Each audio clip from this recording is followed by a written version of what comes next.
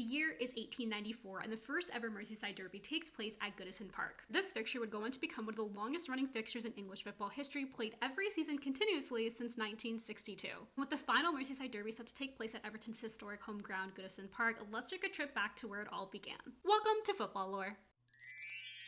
Story starts in 1878 with the founding of Everton Football Club, and early on, Everton becomes a powerhouse in English football. By 1884, the club was in need of a new home ground, as the previous home ground can no longer accommodate the growing matchday crowds. Eventually moving to Anfield. Yes, that Anfield. Today, that Anfield is widely known as the home of Liverpool Football Club, but at this point in the story, Liverpool does not exist. At the time, Anfield was owned by John Holding. John Holding was a local businessman as well as a chairman of Everton Football Club, and he would rent Anfield to Everton for £100 a year, marking the beginning of Everton's tenure at Anfield. And this tenure was quite successful. Everton did bring a trophy home to Anfield after winning their first ever league title in the 1891 season, and they were also emerging as one of England's strongest teams at this point. Behind the scenes, things were not that great. You see, the relationship between John Holding and the Everton board wasn't always great. They had their political differences, and they also had ongoing disputes about rent. At this point in the timeline, John Holding was charging Everton £250 a year to rent Anfield from him. At this point, he was also no longer satisfied with his rental income. In 1891, he proposes turning Everton Football Club from a club into an official company. His rationale for doing this was to attract investment and increase revenue,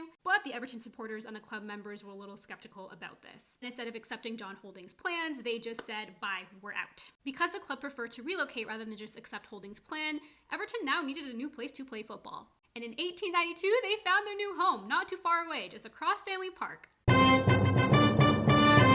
Some land to build their new home, Goodison Park. As for John Holding, he's left with the stadium with no team to play in said stadium, so what does he do? He goes on to start Liverpool Football Club in March 1892, consequently setting the stage for one of football's fiercest rivalries. And now, in 2025, after 130 years, 120 matches, Liverpool will meet Everton at Goodison Park one last time. Or football fans will say goodbye to this iconic stadium, and now you know the lore of the Merseyside Derby.